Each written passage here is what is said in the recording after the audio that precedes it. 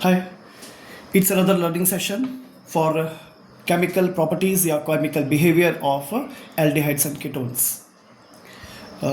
दो या तीन टॉपिक अगर ऐसे चूज़ किए जाए पूरी ऑर्गेनिक केमिस्ट्री 12th क्लास से जो कॉम्पिटिटिव एग्जामिनेशन के लिए या सेंट्रल बोर्ड एग्जामिनेशन के लिए थोड़े ज़्यादा इंपॉर्टेंस रखते हैं, तो मुझे लगता है कि it is one of them. ठीक है, एक अमीन्स में भी होता है जो सेक्शन है सेकेंडरी और प्राइमरी एंड टर्सरी अमीन्स के कंपैरिजन के लिए, वैसे ही ये भी टॉपिक बहुत ही अच्छा टॉपिक है. ठीक है, ये सभी टॉपिक अच्छे हैं, ये शायद थोड़ा सा इसको प्रिविलेज्ड है, आप ऐसा मान सकते हो मेरी तरफ से. अब देखिए होता क्या है कि जो एल्डिहाइड और कीटोन्स हैं, आपको पता है बहुत ही अच्छी तरह से कि एक RCOH ये एल्डिहाइड है, RCO यहाँ पे R' लिखो, R लिखो, क्या फ़र्क पड़ता है, ये कीटोन है. ये एल्डिहाइड और ये कीटोन, अगर हम देखें तो इन दोनों की ही रिएक्टिविटी ज़्यादा होती है. तो पहला स्टेटमेंट यही आ जाता है कि दोनों एल्डिहाइड और कीटोन्स जो होते हैं वो ज़्यादा रिएक्टिव होते हैं. क्यों होते हैं? क्योंकि आपको पता है इस पर माइनस डेल्टा, इस पर प्लस डेल्टा, इस पर माइनस डेल्टा, इस पर plus delta, because of polar nature. Aldehyde और कीटोन्स में जो रिएक्टिविटी होती है वो इसके पोलर कैरेक्टर, पोलर नेचर के कारण होती है. इट्स वेरी सिंपल टू से. ठीक है, दूसरी चीज़, इनकी प्रॉपर्टीज़ में बहुत सारी सिमिलैरिटीज़ हैं.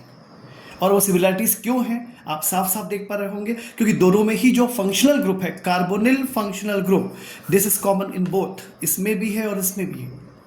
तो कार्बोनिल फंक्शनल ग्रुप दोनों में चूंकि कॉमन है, इसलिए इनकी प्रॉपर्टीज़ में भी सिमिलैरिटी देखने को मिलती है. लेकिन जो डिसिमिलैरिटी होती है वो क्यों होती है? क्योंकि देखिए एक में RC और H है, एक में RC R' है. वो तो ठीक है, दोनों में इतना कॉमन ही है ना. तो H और R' में डिफरेंस है, H और R में डिफरेंस है. एक जगह हाइड्रोजन, एक जगह अल्काइल ग्रुप है, उस कारण से फर्क पड़ जाता है. क्योंकि जहाँ पर अल्काइल है वहाँ पर अराइल भी हो सकता है, बेंजीन भी हो सकता है, तो एटसेट्रा एटसेट्रा, इसलिए प्रॉपर्टीज़ में डिफरेंसेस आ जाते हैं. मुद्दे की बात क्या है कि जो इसमें केमिकल प्रॉपर्टीज़ होती है उसको हम बहुत सारे सेक्शंस में डिवाइड कर सकते हैं अपने कन्वीनियंस के हिसाब से.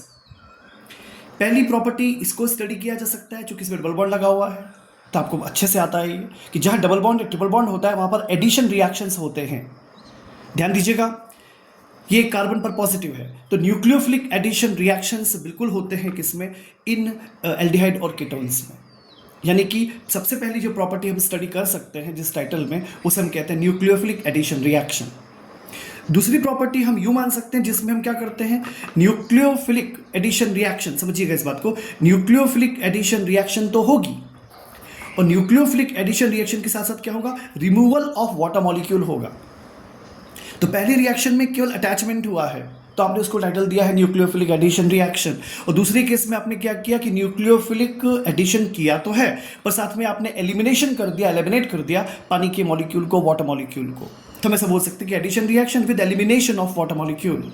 तीसरा जो इसमें पॉसिबिलिटी बनती है, आप 11th क्लास का रेफरेंस ले सकते हो, देखो कहीं पर हाइड्रोजन लगा हुआ है, तो हाइड्रोजन का जाना या आना, कुछ याद आया होगा, हाइड्रोजन का जाना, ऑक्सीडेशन, आना, रिडक्शन. सिमिलरली देखिए ऑक्सीजन भी है, तो ऑक्सीजन का जाना मतलब क्या, रिडक्शन, ऑक्सीजन का आना, एटसेट्रा. तो ये सब चीज़ दिमाग में आपके हैं. तो रिडॉक्स प्रोसेस ये शो करता है, यानी ये रिडॉक्स मतलब रिडक्शन रिएक्शन शो करेगा, सिमिलरली ये ऑक्सीडेशन रिएक्शन भी शो करेगा. ठीक है कि नहीं. इसके अलावा इसमें होता है, हम स्टडी कर सकते हैं, हेलोजनेशन की प्रोसेस इसमें होती है. इसमें ऐसी रिएक्शंस होती हैं जिसमें अल्कलाइज जो होते हैं, अल्कलीज जो होते हैं, जैसे सोडियम हो गया, पोटेशियम हो गया, इनका अटैक होता है. तो क्या पॉसिबिलिटी बनती है, तो हम ये बोल सकते हैं कि भाई अल्कलीज के साथ इनके रिएक्शन कैसे होते हैं. और फाइनली लास्ट में अपीयरेंस के हिसाब से हम एक मिसक्लिनियस सेक्शन स्टेब्लिश कर सकते हैं जिसमें हम अलग अलग किस्म के रिएक्शंस को इन्वॉल्व कर लें. तो ये बेसिक कॉन्सेप्ट होता है केमिकल प्रॉपर्टीज़ को स्टडी करने के लिए. अब देखिए न्यूक्लियोफिलिक एडिशन रिएक्शन, सबसे पहले वाला जो मैंने आपसे बात की, इस पर हम बात करते हैं अगर, तो ये कुछ इंटरेस्टिंग है. आई होप कि आप इसे एंजॉय करेंगे. देखिए होता क्या है, जैसे मान लो मैंने आपसे कहा कि मेरे पास कुछ भी इमेजिनेशन कर लेते हैं, जो चीज़ कॉमन है उसे कॉमन लिख देते हैं. तो मैं यहाँ पे सपोज लिखना चाहूँगा, कुछ भी लिख देता हूँ, R फिर CO, और मान लीजिए यहाँ पर कुछ है समथिंग से कुछ भी बोल देते हैं, इसको से स्मॉल a बोल दिया. स्मॉल a क्यों कहा, क्योंकि ये है H भी हो सकता है और R भी हो सकता है. A जो है यहाँ पर H भी हो सकता है, R भी हो सकता है, because this story is applicable for both aldehydes and ketones. अब मैं क्या कह रहा हूँ, ध्यान से देखिएगा, इस पर माइनस है, इस पर प्लस है, ये आपको पता है. अब ये थोड़ा सा इन्फॉर्मेशन है कि ये प्लेन में होते हैं, ये प्लेन में होते हैं. मतलब आप ऐसा मान सकते हो जैसे ये एक पेपर शीट है, पेपर शीट पे जो चीज़ लिखी हुई है बस उसी में है. अब इस पर जब न्यूक्लियोफिलिक अटैक होता है, तो हमेशा सुनिएगा, हमेशा ध्यान से समझिएगा, हमेशा जानिएगा कि हमेशा ऊपर से होता है परपेंडिकुलर. अपर सरफेस से इसमें क्या होता है, न्यूक्लियोफिलिक अटैक होता है। जैसे ही न्यूक्लियोफिलिक अटैक इस पर होता है कुछ वेरिएशंस आते हैं, ध्यान से देखिएगा वेरिएशंस को, दैट्स ब्यूटीफुल। पहली इंफॉर्मेशन यहाँ पर देखिए कौन सा हाइब्रिडाइजेशन है, sp2, लेकिन जैसे ही अटैक होगा तब देखिएगा इसकी शक्ल और सूरत, ये सी हो क्या, ये ए, जो एच या आर कुछ भी हो सकता है। और ये जो ओ दिख रहा है ना, ये जो ओ दिख रहा है, ये ओ नेगेटिव हो जाता है और यहाँ पर ये लग जाता है NU। ध्यान दीजिएगा ये तो एक प्लेन में है पर ये इसके परपेंडिकुलर है, ये क्या इसके परपेंडिकुलर, ध्यान रखिएगा इसके ऊपर ये डॉट लगाने की जरूरत नहीं है क्योंकि ये इससे अटैच हो चुका है ना, ये बॉन्ड बना लिया इसने। M I clear? ओ पर आपने नेगेटिव लगा दिया। Am I clear? तो ये सब प्लेन में है पर ये परपेंडिकुलर है। बस अगला स्टेप तो आपको क्लियर होना ही चाहिए। इसमें होता है हाइड्रोलिसिस, इसमें होता है हाइड्रोलिसिस मतलब पानी के मॉलिक्यूल का एडिशन, मतलब दूसरी भाषा में आप H+ कह सकते हो, H+ प्रोटोनेशन की प्रोसेस कह सकते हो। तो H2O को ऐड कर दीजिएगा, यानी H+ इसमें ऐड कर दीजिए। H+ जब ऐड होगा तो ऑब्वियसली कहाँ ऐड होगा, O के साथ जुड़ेगा ना, तो अल्टीमेटली क्या होगा, ये R हो जाएगा, ये C हो जाएगा, ये A हो जाएगा, यहाँ पे ये OH हो जाएगा और यहाँ पर ये न्यूक्लियोफाइल। ये जो स्टेप होती है बीच की, ये एक टेम्पररी स्टेप होती है ना, ये क्या होती है, ये एक टेम्पररी स्टेप होती है। और एक बात बोलना जरूरी है, इसका स्ट्रक्चर क्या है, टेट्राहेड्रल। कौन सा ज्योमेट्री, टेट्राहेड्रल, sp3 हाइब्रिडाइजेशन है। Am I clear? ये कैसा था, ये तो प्लेनर था, ये कैसा था, प्लेनर ज्योमेट्री थी। sp2 है, ये कौन सी थी, ये टेट्राहेड्रल ज्योमेट्री है। Am I clear? तो एक इंपॉर्टेंट कंसेप्ट आता है। चलिए और बात कर सकते हैं इसके ऊपर आगे। अगर आप इस प्रोसेस को और थोड़ा सा समझना चाहें तो मैं इस स्टेप को, लास्ट स्टेप को हाइड्रोलिसिस के थोड़ा सा और एक्सप्लेन करने की कोशिश करता हूँ। देखिए कैसे, ये आपसे कहा गया, समझिएगा, जैसे मान लीजिए ये C है, ये O है, ये आपको पता है। यहाँ पर इस पे इसको मैं ऑक्सीजन के इलेक्ट्रॉन बना देता हूँ, ये हो गए ऐसे इलेक्ट्रॉन हो गए इसके ऊपर, ठीक है, ये ऐसी कंडीशन गई। अब इस पर आपने क्या किया, H+ अटैक हुआ। तो H+ अटैक होने से क्या होता है, एक रिवर्सिबल प्रोसेस होती है, ध्यान दीजिएगा, ठीक है। उस केस में क्या होता है, ये होगा C और ये इधर शिफ्टिंग हो जाएगी O+, H, ध्यान से देखिएगा इस पर इलेक्ट्रॉन, और इसके साथ रेजोनेंस होगा। ये थोड़ा सा आपको कठिन लग सकता है, इतना कठिन नहीं होता, थोड़ा सा ध्यान दीजिएगा। शिफ्टिंग जो होती है इस पर ध्यान दीजिएगा, इलेक्ट्रॉन के पेयर की शिफ्टिंग होती है और आप इसको यहाँ पर H ले सकते हो। ये दो पता है आपको रेजोनेंस स्ट्रक्चर बनते हैं, ये रेजोनेंट हाइब्रिड स्ट्रक्चर बनते हैं। अब ध्यान से सुनिएगा, आप एक आर्गुमेंट कर सकते हो, भाई C और O में C भी है, O भी है, एक पर पॉजिटिव एक पर नेगेटिव है, तो आपने इसको न्यूक्लियोफिलिक अटैक का या न्यूक्लियोफिलिक एडिशन का नाम क्यों दिया? आप इसको इलेक्ट्रोफिलिक अटैक क्यों नहीं कह रहे हो? क्योंकि इलेक्ट्रोफाइल भाई नेगेटिव भी तो अवेलेबल है वहाँ पर, तो इलेक्ट्रोफिलिक अटैचमेंट भी तो हो सकता है। तो इसके पीछे कुछ कॉज है, रीज़न है। पहला रीज़न क्या, समझिएगा, ये जो न्यूक्लियोफिलिक अटैक होता है कार्बोनिल, समझिए कार्बन के ऊपर, इसमें क्या होता है कि एक नया कार्बन न्यूक्लियोफाइल बॉन्ड का प्रिपरेशन होता है और यही होता है इसका रेट डिटर्मिनिंग स्टेप। यानी जो मैंने आपसे शेयर किया कि एक ही प्लेन में स्ट्रक्चर होता है जो कार्बोनिल के लिए, जो मैंने लिखा था, जहां पर अगर आपको याद हो तो, जैसे लिखा R लिखा, C लिखा, O लिखा और मान लीजिए A लिख दिया, तो उस प्लेनर स्ट्रक्चर के परपेंडिकुलर अटैक होता है।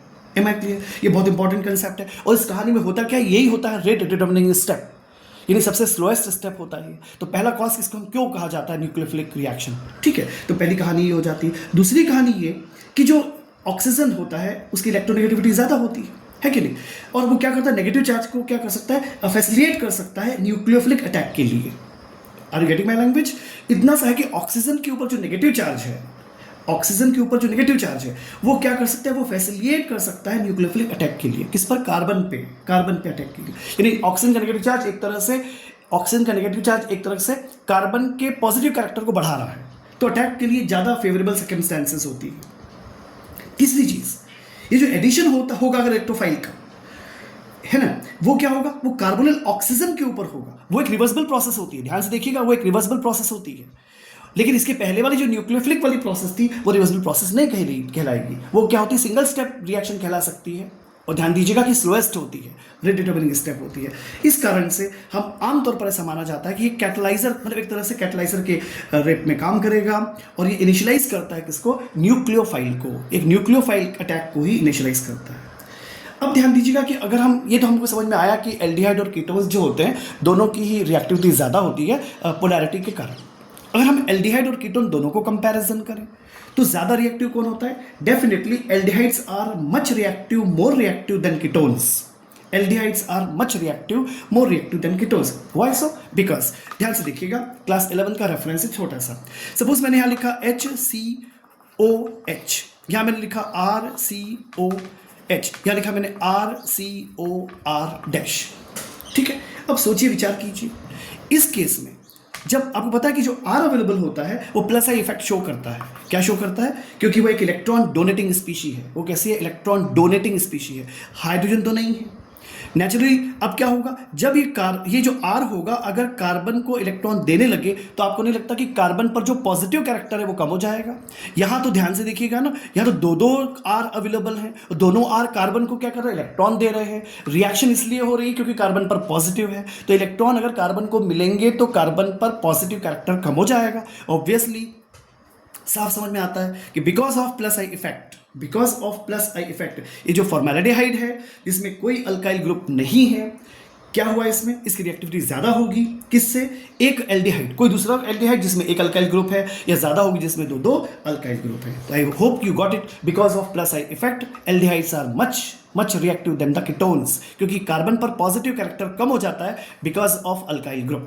दूसरा, स्टेरिक हिंड्रेंस, ये क्या होता है? वापस इसी डायग्राम को बना देते हैं, बार बार इसी की जरूरत पड़ जाती है क्योंकि कंपैरिजन करना है। तो ये भी है, इसके फेवरेबल कॉस्ट जाएगा। देखिए कैसे जाएगा ये। अब सोचिए, विचार कीजिए, समझिए इस बात को भी, है आपके नोटिस में पहले से ही होगा।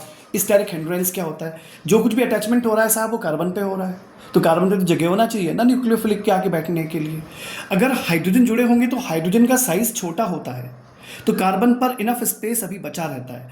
लेकिन मान लीजिए एक R जुड़ा हुआ है और एक H है, तो इसके कंपैरिजन में तो इसमें कम स्पेस अवेलेबल होगा, और जहां पर दो R है तो साइज ऑफ अल्काइल ग्रुप जैसा बढ़ता चला जाएगा, और नेचुरली अल्काइल का साइज तो हाइड्रोजन से ज्यादा ही होता है। तो उस कंडीशन में क्या होगा, इस कार्बन पे कम स्पेस बचेगा, यानी इसमें लीस्ट स्पेस बचेगा, इसमें थोड़ा ज्यादा बच सकता है, इसमें ज्यादा बचेगा। तो ऑब्वियसली अटैक तो न्यूक्लियोफिलिक को करना है, तो कार्बन पे जगह भी होना चाहिए अकोमोडेशन के लिए। तो कहने का मतलब ये हुआ कि जो फॉर्मेल्डिहाइड है फिर से एक बार ज्यादा रिएक्टिव हो जाता है in comparison to any other aldehyde, in comparison to ketones.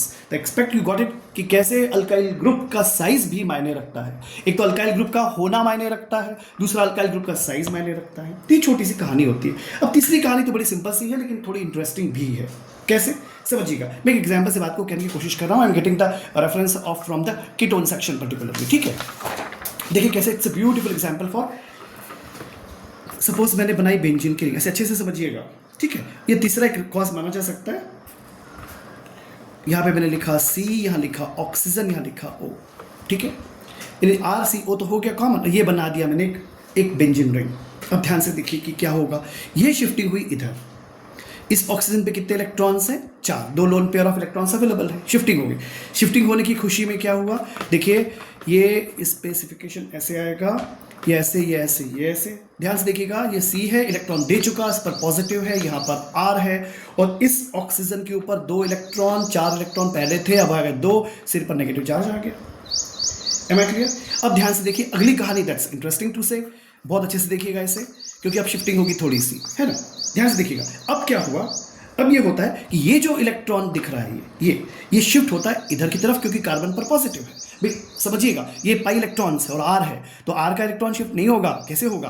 कौन होगा? पाई इलेक्ट्रॉन शिफ्ट होगा। जब पाई इलेक्ट्रॉन शिफ्ट होगा तो क्या होगा? ध्यान से देखिए, यहाँ पर आएगा पॉजिटिव चार्ज, इट्स ब्यूटीफुल। यहाँ पर क्या जाएगा? C। ध्यान से देखिए, यहाँ पर ऑक्सीजन है, इसके ऊपर 2 electron, 4 electron, 6 electron, negative charge as it is. इस कार्बन का पॉजिटिव गायब, यहाँ पे R लिखा हुआ है। अभी ध्यान से सुनिएगा कि ये तो अपनी जगह पे काबिज है, एज इट इज है। अब अगली कहानी क्या आ जाएगी, अब फिर से देखिएगा कि कैसी शिफ्टिंग हो गई। अब शिफ्टिंग होने से क्या हो, ये पॉजिटिव है, अब इसकी शिफ्टिंग यहाँ पे होगी। अगला स्टेप देखिए, it is nothing but the cause of resonance and instability factor. खैर, तो शिफ्टिंग यहाँ पर हो गई। शिफ्टिंग होने से क्या हुआ, यहाँ पर आ गया पॉजिटिव चार्ज, ये ऐसे बन गया, ये यहाँ पर ये तैयार हो गया है, डबल बॉन्ड है, यहाँ कार्बन है, यहाँ पे R है, यहाँ पे ऑक्सीजन है, यहाँ 2 इलेक्ट्रॉन, 4 इलेक्ट्रॉन, 6 इलेक्ट्रॉन और negative charge. Am I clear? क्या ये समझा पा रहा हूँ मैं आपको कि क्या हो रहा है? अभी फिर कुछ बचा ही है। अब ये शिफ्टिंग होगी इधर की तरफ, ये शिफ्टिंग इधर की तरफ होगी, तब अगला सेक्शन बन जाएगा इसका। अगला सेक्शन ऐसे, ये सब के सब इसके एनेंटियोमर्स हैं। तो यहाँ पर क्या होगा, पॉजिटिव चार्ज आ जाएगा, और यहाँ पॉजिटिव चार्ज आने के बाद यहाँ पर C हो जाएगा, यहाँ पे R हो जाएगा, oxygen 2 electron, 4 electron, 6 electron, negative charge, और ये यहाँ पर एज इट इज है, ये है, ठीक है। यहाँ पे शिफ्टिंग हो चुकी है इसकी, तो यानी कंडीशन क्या बन गई, ये ऐसे हो गया और ये ऐसे हो गया। और आप समझ गए होंगे कि फाइनली क्या, ये ऑफ कोर्स इलेक्ट्रॉन की शिफ्टिंग यहाँ पर होने वाली है, और ultimately you are getting what, the last one, उसमें क्या होगा, वापस एक बार ये इलेक्ट्रॉन यहाँ पर, ये सिंगल बॉन्ड कार्बन, फिर ये R इस पर पॉजिटिव, इस पर डबल, 2 4 6 और नेगेटिव, और ये प्रिपरेशन होगी। क्या दिखाई दे रहा है, you are getting multiple resonating structures. Shifting के कारण यहाँ पर क्या होगा, of course multiple resonating structure है। क्या मैं कंक्लूड करूँ कि aromatic aldehydes and ketones are less reactive because of more stability. तो क्या सीखा हमने कि एरोमेटिक एल्डिहाइड्स या कीटोन्स होते हैं जो लेस रिएक्टिव होते हैं in comparison to the aliphatic aldehydes और कीटोन्स। ठीक है, तो ध्यान दीजिएगा क्योंकि इसमें रेजोनेंस होता है, और रेजोनेंस के कारण क्या होता है, ये आपको आता होगा कि रेजोनेंस एनर्जी बाहर चली जाती है, एनर्जी रिलीज होने के कारण एनर्जी कम हो जाती है, और एनर्जी कम हो जाने के कारण स्टेबिलिटी बढ़ जाती है। तो ध्यान दीजिएगा कि इस पूरी कहानी के कंक्लूजन ये थे। पहली इन्फॉर्मेशन जल्दी से एक बार रिवाइज कर लेते हैं। अटैक हुआ न्यूक्लियोफिलिक का, हमेशा परपेंडिकुलर होगा प्लेन के, sp3 हाइब्रिडाइजेशन क्रिएट हो जाएगा। ध्यान दीजिएगा कि रेट डिटर्मिनिंग स्टेप पहला वाला स्टेप ही होता है, इसको हम न्यूक्लियोफिलिक अटैक ही कहना पसंद करेंगे। इसमें किसी तरह के पानी के मॉलिक्यूल का एलिमिनेशन नहीं हुआ है, तो ये केवल न्यूक्लियोफिलिक एडिशन रिएक्शन है। इसमें फिर आपने ये समझने की कोशिश की होगी कि ऑब्वियसली ऑक्सीजन के ऊपर नेगेटिव चार्ज एक्चुअली कार्बन पर पॉजिटिव को बढ़ाता है मतलब ज़्यादा कर देता है। भाई जीरो के रिस्पेक्ट में पॉजिटिव होना है, अब नेगेटिव के रिस्पेक्ट में पॉजिटिव होना, ज़्यादा पॉजिटिव होना है, तो अल्टीमेटली न्यूक्लियोफिलिक रिएक्शन को स्टडी करने के लिए आ जाता है।